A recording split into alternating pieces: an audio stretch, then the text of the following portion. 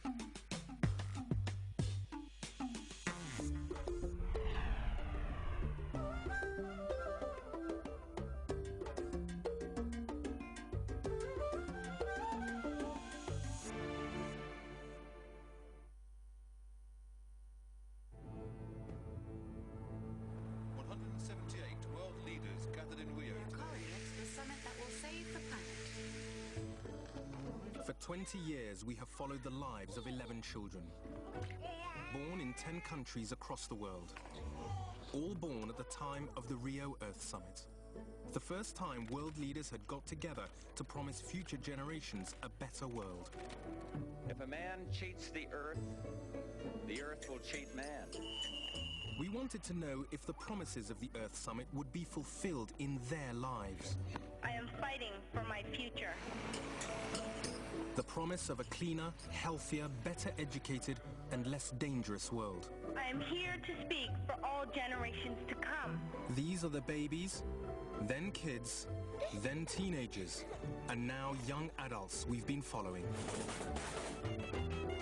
It's a unique adventure, spanning our fast-changing world over 20 years through the lives of our children and their families in far corners of the Earth. Now, in 2012, there's a new Earth Summit in Rio, and we've returned to each child to discover what lessons their lives have to offer.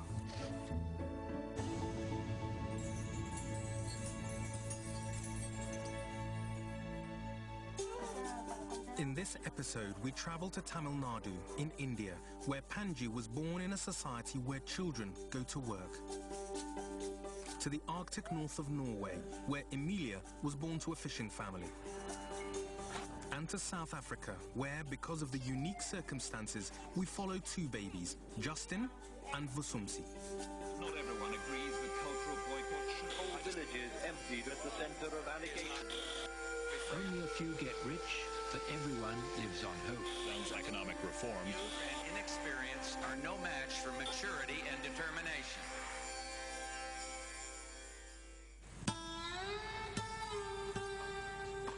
This is Vusumsi.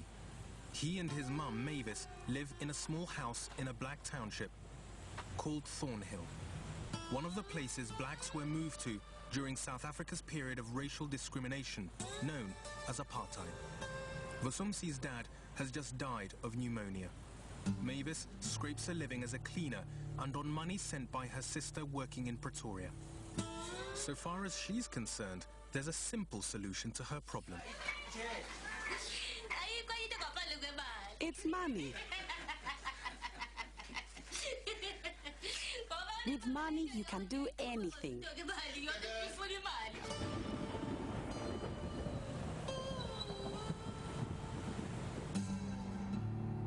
Half an hour's drive away, there's another world. A fertile lowland dotted with white-owned farms. This is the world Justin was born into. This is a time of upheaval in South Africa's Eastern Cape. Apartheid has only just ended, and white farmers, viewed as settlers by radical black movements, are being attacked. Justin's dad takes no chances. This is the main bedroom where Manda and I sleep. She sleeps there and I sleep here. It's got a grenade screen on it. She's got a revolver. There's a radio to call the police in case of trouble. Under my mattress, I've got my 9mm. You see, there it is. And under my bed, I've got my shotgun. All easily accessible.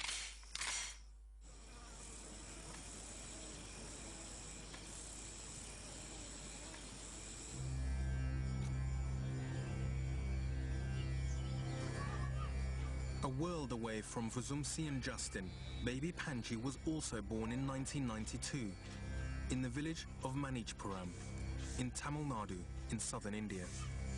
Panji is the youngest of 5 children. Her 10-year-old sister already works in nearby firework factories to help feed the family. A fate Panji's mother hopes she'll avoid. Only as a last resort this girl will go to the factory. If we can manage, I'll send her to school. My son and daughter both went to school, but we had to take her out when times got hard. Panji's village is close to the heart of India's fireworks and matchmaking industry. Here, children are used because they are cheap and have quick hands. Working 10-hour shifts, each child turns out 1/3 of a million matchboxes in a single year. I want to avoid sending her to the factory, but we're poor people, so everyone has to help out. Panji's dad, Kalimutli, also makes fireworks. Mixing chemicals has corroded his skin and lungs, and he's in hospital. The family struggle to pay his medical bills, $10, cash that Panji's family can barely afford. My son's illness has made life hard for the family. So his mother and I must work in the fields to support them. I'm 65 and I'd hoped he would be the one helping us. But his wife and children need all the help we can give them. India provides free education for all children to the age of 16. But when it comes down to it, putting food on the table comes first. Will Panji be allowed to stay the course at school and avoid the factory?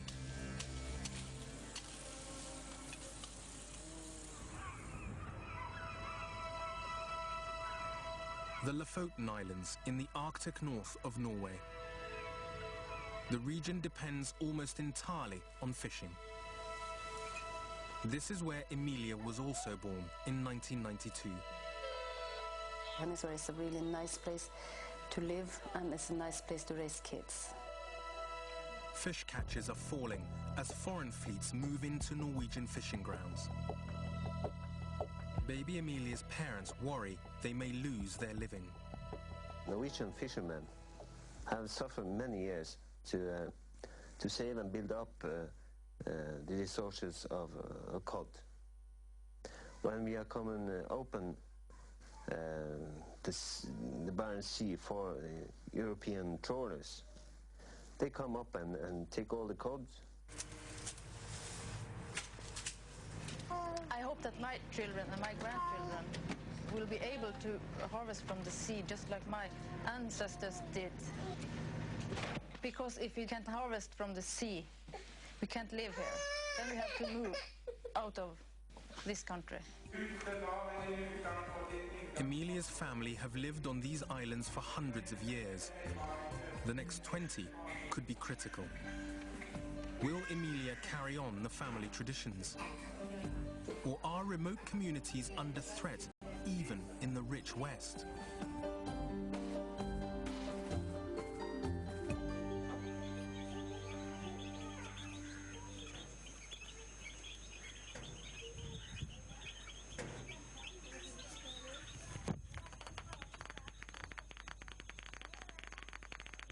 It's now 1995, and we're back in Tamil Nadu, where Panji's 3. Her father has just passed away.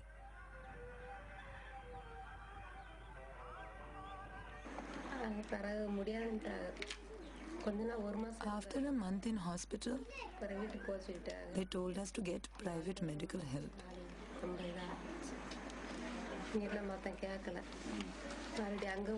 We couldn't pay, so we brought him home. He died soon after.